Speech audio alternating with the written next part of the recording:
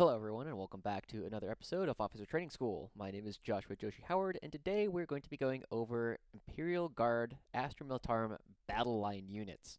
As a brief aside, this series is very much focused on helping you become a better player at competitive 40k. If you are going to GTs and are 0-5 or 1-4, my goal is to help you become a 2-3 or 3-2 kind of player. We're trying to get that win rate for a guard up into at least a 45%. So one of the major things that we need to understand is how to use our battle line, our cheapest units in the guard, and some of the most plentiful, the rank and file of the infantry. In today's lesson plan, we'll be going over the basics of battle line, and then from there, we're going to be going over all of the different battle line units you can bring, some tips and tricks for each of them, and how they have slightly different roles across the game.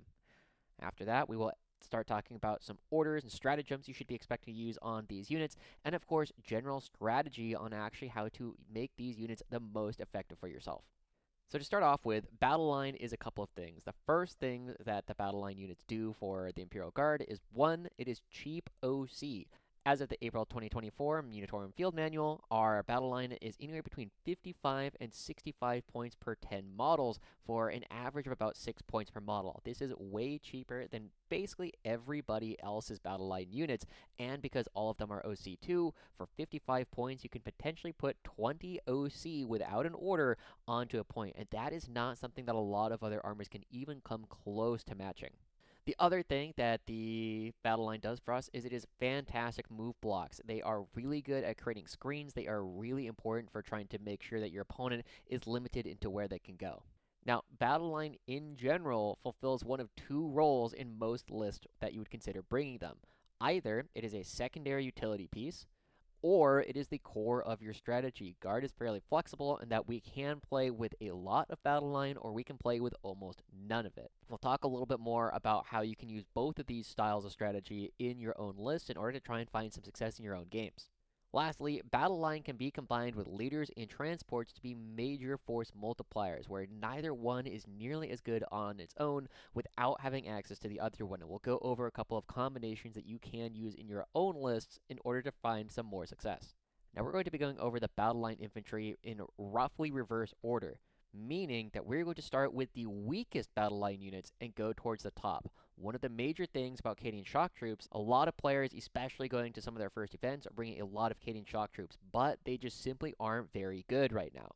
This might change when we get to the next balanced data slate, but for now, we'll go ahead and talk about what they do, why you don't really bring them very often, and what you should be looking to do instead. So to start off with, it is important to recognize that there are factions in the game that would kill to have the Cadian shock troops as a unit that they could bring. These include things like Adeptus Custodes and Imperial Knights. If they could bring these kind of units, they absolutely would, because they already have a really low number of activations, they do not have a lot of cheap units, and it is a very easy way for them to create a little bit of pressure, create some screens that their army doesn't really have access to otherwise.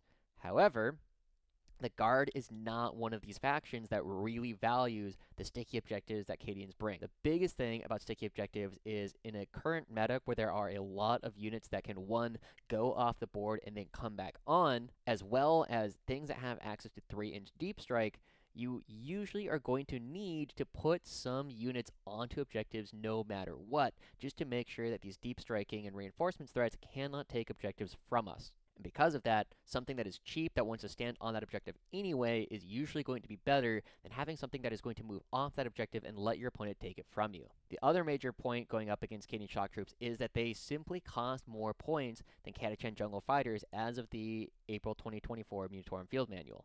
And for a unit that brings less utility for our army than something that costs 5 points less, there's almost no reason to ever bring Cadian shock troops. However, there are a couple of very important exceptions to this rule. The times where you would consider taking Cadian shock troops are, one, you're playing a very heavy melee pressure list. I know that there's a strong player and a contributor to these guides named Paul Clifton, who plays in China, and he plays an incredibly high pressure melee guard list. And this is a list where Cadians suddenly become more valuable because the more bodies that you can put on the front line, the better it becomes. And because you can use your Cadians to stick your home objective, you can put another unit of guys on the front line instead of leaving something that you have to leave on your own home objective. The other time that you're going to be finding some use in playing Cadian shock troops is if you're playing an incredibly low unit count, such as running multiple super heavies, multiple Rugel Dorns, or just a lot of expensive tanks. And these Cadians can make up for the fact that you will have a really low activation count, and they can be your action monkeys. You will go and stick your objective, either your natural or your home objective, and then use Cadians to move around the map. However, these archetypes are not particularly popular, and you would need a lot of expertise in either of them before you should really even consider putting Cadians in here over one of the other options. In the event that you are going to be bringing Cadian shock troops, it's almost never worth attaching them to an officer because their damage is too low to be worth buffing.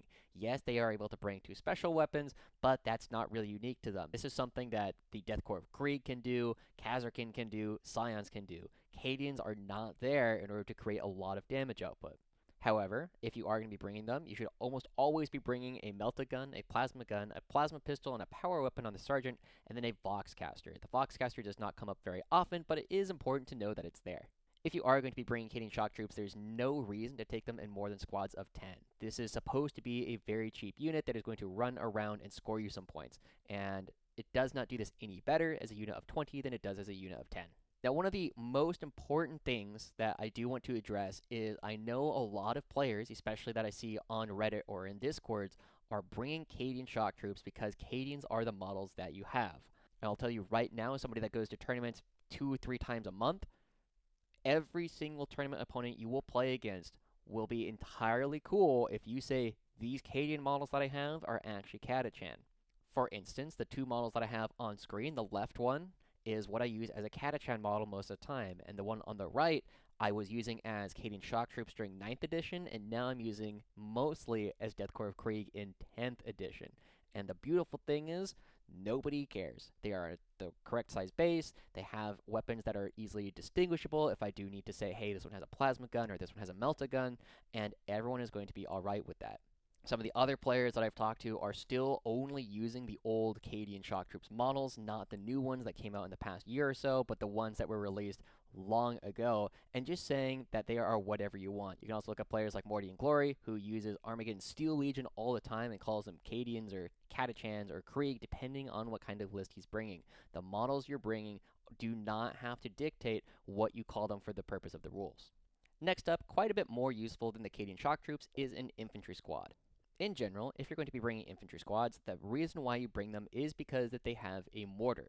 By default, you should be looking to attach a Catachan Jungle Fighters for 55 points to Lord Solar and actually using that to stand on your home objective. However, if during your list building you find yourself with 5 points left over, it is completely reasonable to spend those last 5 points, take those Catachan Jungle Fighters, and put them into a infantry squad instead in order to bring a second mortar, because you should already have one in your platoon command squad. If you're going to be bringing infantry squads, you generally want to be bringing either 0 or 1 of them, because like we said, this unit is almost entirely dedicated to standing with Lord Solar in the platoon command squad that he is attached to. You don't really want to be bringing infantry squads as frontline infantry, simply because all of their heavy weapons are going to be hitting on 5s. At best, you can make them hit on 4s, and if you are having these guys stand still in order to use the heavy in order to hit on 3s and gain lethal hits, you probably want to be bringing something else. You don't use them as backline infantry, because if you're going to be sticking out a las cannon so that it can shoot, your opponent, whether a Pulsar Executioner or anything, is just going to pick up half that squad without really even thinking about it. It suddenly becomes more of a liability to start shooting las cannons and autocannons and rocket launchers and the like at your opponent than it is to just hide them entirely behind a ruin and make sure that they can hold on to a point. You really just want to use them as glue to allow Lord Solar and a platoon command squad to both use the Master Vox that the platoon command squad provides so that Lord Solar can give orders at 24 inches. However, the other thing that is important is that a unit has all the keywords that comes with the different models in that unit. And this means that the unit that has Lord Solar and a platoon command squad also will have the regiment keyword, which means that Ursula Creed can stand within 12 inches of this unit and use the Fields of Fire stratagem on this unit for free. The last bit of advice I'd give about this unit is try and spread it out as much as possible. With just this one unit of Lord Solar, a platoon command squad, and the infantry squad, you can screen out pretty easily nearly a quarter of the board just by making sure that you use the maximum of unit coherency. You don't usually want to blob this up. You usually want to spread this unit out to make sure that nothing can get inside your castle unless it has access to 3-inch deep strike. To wrap up our talk on infantry squads, there's not really a reason to ever take them in squads of more than 10 or 8 plus a heavy weapons team. You're going to be bringing 0 or 1 of these in most competitive lists, and you do not need to give Ursula Creed her own bodyguard. If we return to a meta that has a lot of access to indirect fire, then suddenly Ursula Creed might need access to be able to stand with something, but as of the April 2024 meta, we are not expecting a lot of other indirect fire or a lot of aircraft that could potentially shoot Ursula Creed from far away. With all this in mind, you want to be equipping your unit with a plasma pistol and a power weapon on the sergeant, a plasma gun, although this can be replaced with a flamer or a melta-gun. It doesn't really matter, it's almost never going to be shooting, and then a heavy weapons team with a mortar. Next, as a unit that you will actually start seeing on the front lines, as a unit that will start creating some pressure for you on the board, we have the Death Korps of Krieg. They are the quote-unquote durable and damaging battle line choice. When you bring them, you almost always are going to be going double plasma gun, double melta gun, double grenade launcher, double plasma pistols, double power weapons, and a meta pack. Remember that if you're going to be bringing the plasma guns, you have to do it in place of the Voxcaster, and you will always want to use the double plasma gun instead of bringing a Voxcaster because the CP generation it provides is really just inconsistent at best, and we already get a lot of free CP just from having Lord Solar in the army. However, in some metas, there are some players that do like bring snipers over grenade launchers. If you are finding yourself in a spot where bringing these is helpful, suddenly, you can put out enough damage to snipe a couple of weaker characters. However, this is almost entirely based on your local meta. If you find yourself playing up against a lot of other players that have 3 or 4 wounds on their characters, then you can start looking at snipers. Otherwise, you're going to want to take grenade launchers in most situations. If you also find yourself with a couple of points left over towards the end of the list building, you can consider upgrading a Catachan or an infantry squad attached to Lord Solar as a Death Korps of Krieg 10-man.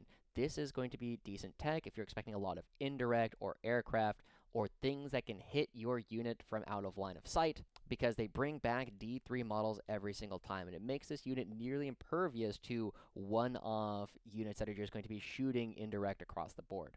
In general, if you are going to be playing Death Korps of Krieg, you're going to be wanting to bring them in bricks of 20 in order to maximize the effect of buffs. Remember, their first buff, Grim Demeanor, is +1 to hit if the unit is below starting strength, and +1 to wound if the unit is below half strength. In general, if you go from 10 models to 20 models, it suddenly becomes a lot more reasonable to be below starting strength to get the +1 to hit, and you also have more special weapons that will get the benefit of having +1 to wound when you eventually get there. Most of the time, if you are going to be playing Death Korps of Krieg, you're going to be wanting to look at bringing at least 1 leader per brick. Now, the 3 general options are Death Korps Marshals, Platoon Command Squads, and Primaris Psychers. We have seen some competitive lists have success with this so far, one of the most notable being John Winter Russell at Grand Clash 2024. He brought 1 brick of 20 led by a Death Korps Marshal. But there are also other examples of other players bringing anywhere between 0 and 2 to some of their successful lists. To talk briefly about the different leaders that you can attach to the Korps of Krieg, by far the most popular in winning lists is the Death Korps Marshal. And the Death Korps Marshal provides a couple of important things. The first is a once per game free Insane Bravery. This helps you avoid getting battle shocked and also guaranteeing that you have OC on a point. Just as importantly, you also get a 5+ Feel No Pain across the entire unit. And impressively, the Death Korps Marshal actually hits in melee surprisingly hard because they have a number of power weapon attacks as well as benefiting from the +1 to hit and sometimes +1 to wound as well. There are some players who will argue that a Platoon Command Squad is a perfectly reasonable substitution for the Death Korps Marshal because you get extra special weapons, you can bring a regimental standard so that all of your models are OC3. However, instead of a 5+ Feel No Pain, you get a 6+ Feel No Pain, which ends up being about mathematically equal because of the number of extra wounds you're bringing, and you also are going to suffer from +1 blast. However, one of the benefits that you do have is the ability to give orders at greater range because you can also bring a Master Vox to the unit. The last option, and sometimes you see this paired with one of the previous 2, is a Primaris Psyker. The Primaris Psyker is going to be bringing significant damage output and also a 4-up invulnerable save, but only in the shooting phase. The downside to only bringing a Primaris Psyker is that it does not provide any shooting. And this is part of why, if you generally see these brought in successful lists, it is usually alongside a Death Korps Marshal. However, there are arguments to be made for the others, and if you want to be the first person to have a strong showing with these other officers, I would love to see it.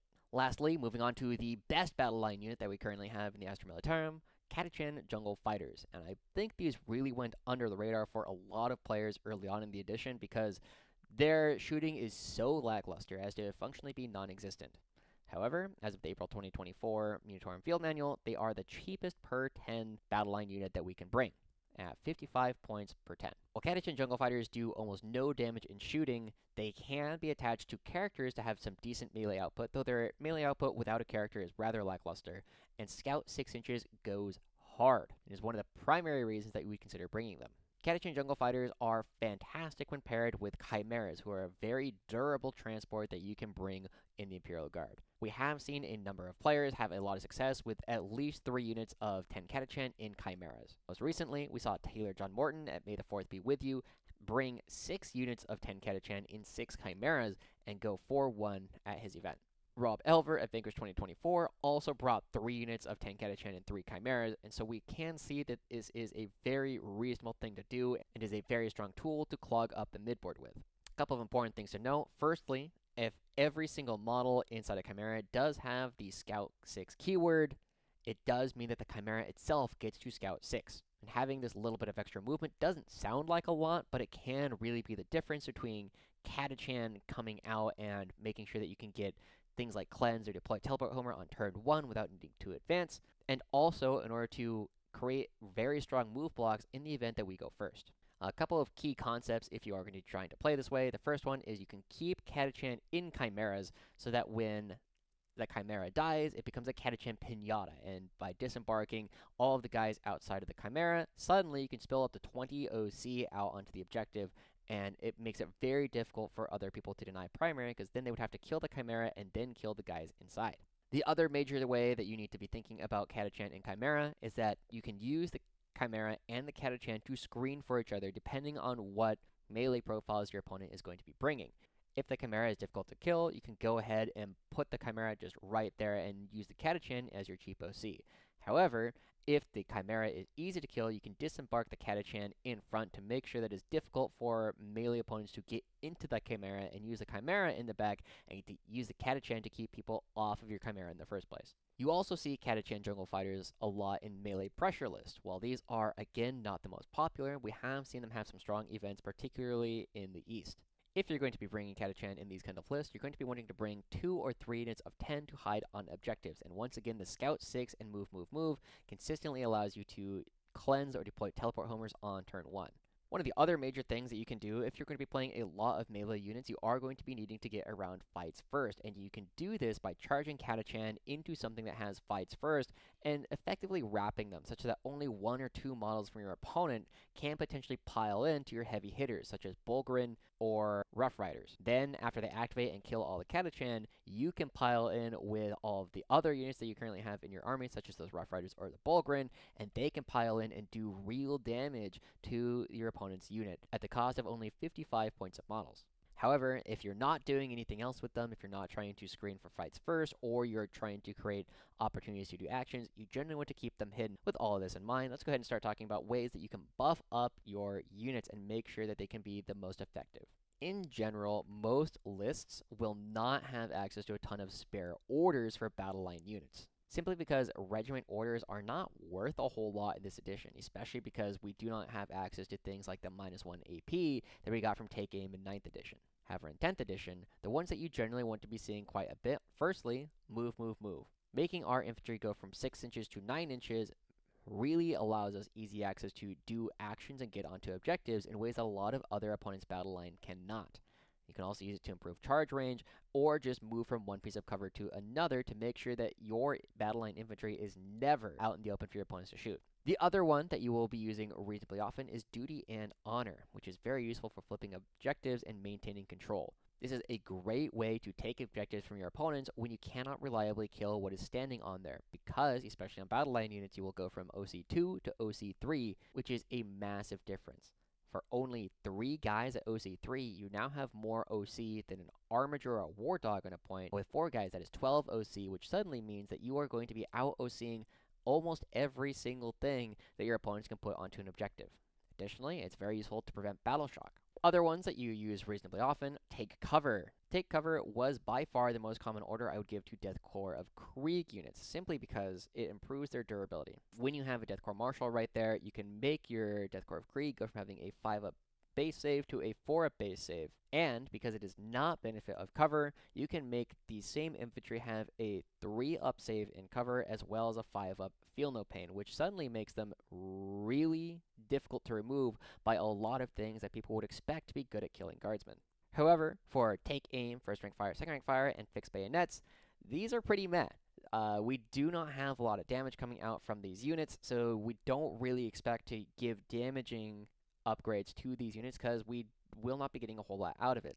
There are a couple of exceptions to this.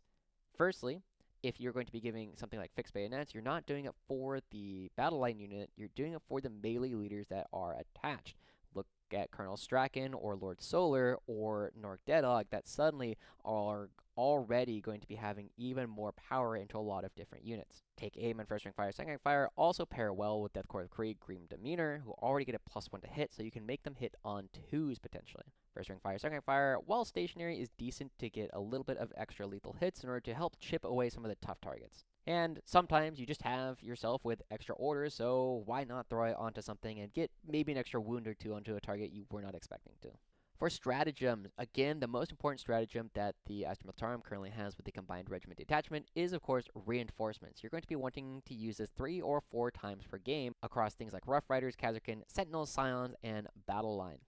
While Battle Line is usually not your first choice in most lists, it is something that you should be ready to use on them at a moment's notice, simply because sometimes they're the only thing that you can use them on. If you watched our Rough Rider video as well, would you pay 2 CP to deny 5 victory points from your opponent because you denied primary from them for 1 turn? The answer is almost always yes. As Vanguard Tactics likes to say, you want to be trading your CP for VP. The other major thing is reinforcements creates turn 4 and 5 reinforcements threats. This late into the game, a lot of armies start running out of things to effectively screen their backline, and by having the reinforcements come in this late in the game, suddenly their home objective is never safe. Important thing with your battle line, and anything that you can use reinforcements on, is if you die to Overwatch in the movement phase, you can bring the new unit onto the board during the reinforcement step of the same movement phase. Suddenly, you can bring guys back instantly, and for 2 CP, you can effectively teleport a unit across the board and return it to full strength. Absolutely worth it. Another stratagem that you're going to be using on regiment units all the time is, of course, Fields of Fire. 2 CP, Armor Shred. You shoot something with 1 unit, and then all of your regiment and squadron units for the rest of the phase will be benefiting from an extra pip of AP up against that target. Now, it's very rare that this is worth spending 2 CP on. However, like we said, because Lord Solar's bodyguard unit is regiment, if Ursula Creed is nearby or within 12 inches, you can use the mortar from the platoon command squad or the infantry squad and use it to basically point and click and say, hey, I want that thing to be easier to kill. It is important to note that you can do this twice if you have the CP, however you need to pay for it the first time. All of our battle line has access to the grenade keyword as well. I've talked about this quite a bit, but on average, doing 3 mortal wounds to a tough target is a great way to help finish something off or just get a little bit more damage into something after you've already done all of your other shooting. The Inspired Command stratagem is also one that comes up reasonably often. You might do it once, maybe twice per game, to use Duty and Honor, especially if it means denying your opponent victory points. Remember, trade CPs for VPs. Other ones that will come up from time to time, Rapid Ingress. It's usually not the best target to do it on. Usually you'd want to use Rapid Ingress on something like a Lehman Russ or on a Tillen Rough Riders. However, especially on turns 3 through 5, as the screens start to loosen, you can consider to do it, especially as an opportunity to get close to their home objective and potentially flip late game primary. If you do it on a unit that has an officer still with them, you can also give take cover out to units to try and keep them alive for a little bit longer. Lastly, go to ground is a surprisingly useful stratagem that does not come up very often, but when it does come up is a big deal.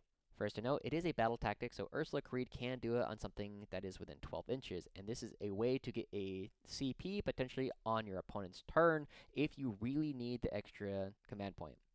However, more commonly, you're going to want to do it for the 6-up invulnerable save and benefit of cover. This is really useful against things that have somewhere between 10 and 12 attacks in order to try and keep one model alive, because the difference between having one model alive and the unit entirely dead is massive.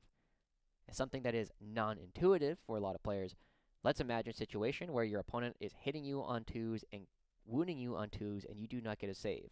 That means that roughly 70% of their attacks are going to convert from an attack to a kill. However, if you give those same units a 6-up invul save, when they hit on 2s, wound on 2s, and now you're saving on 6s, that is nearly 12 percentage points better. You go from 70% of their attacks converting to killing things to only 58% of the attacks converting into killing guardsmen.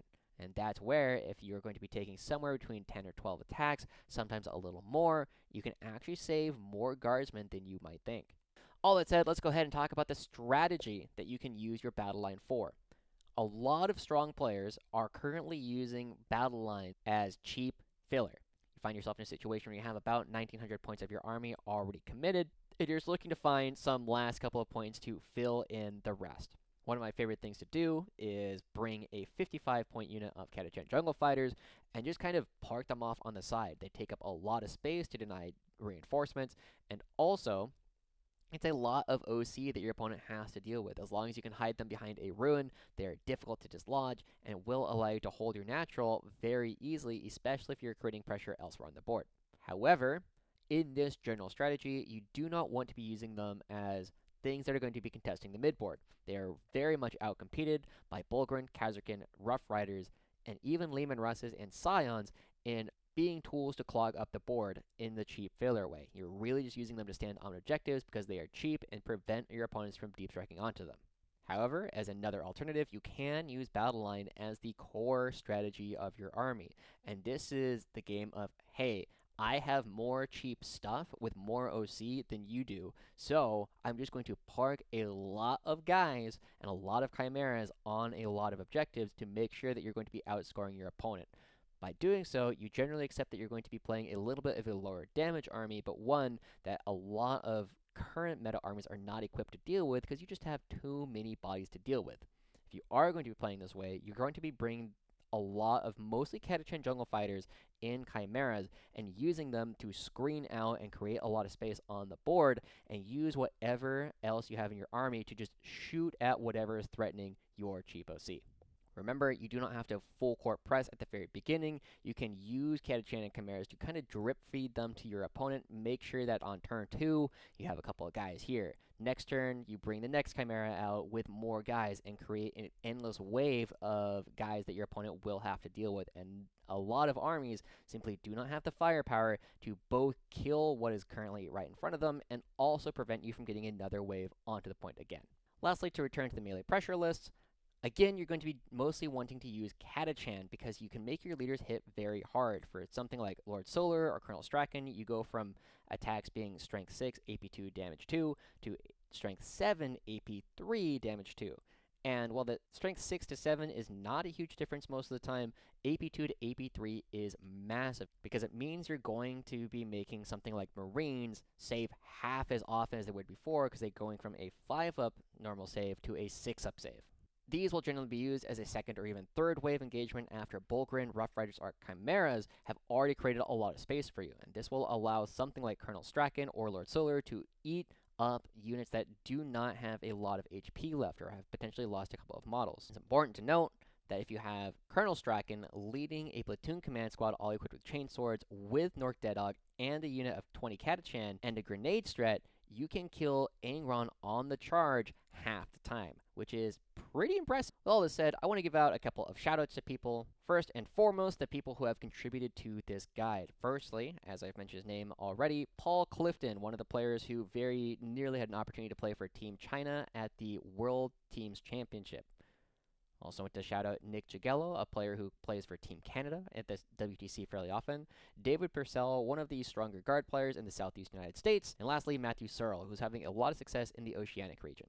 Hopefully, this episode of Officer Training School has been useful to you, and you can take the information that you've learned today and go find more success in your own games. If you have any questions, please let me know down in the comments. And if you have requests as to what kind of unit or concept in the Guard you want to be learning more about, please let me know as well, and hopefully we can make it come into an Officer Training School coming up soon.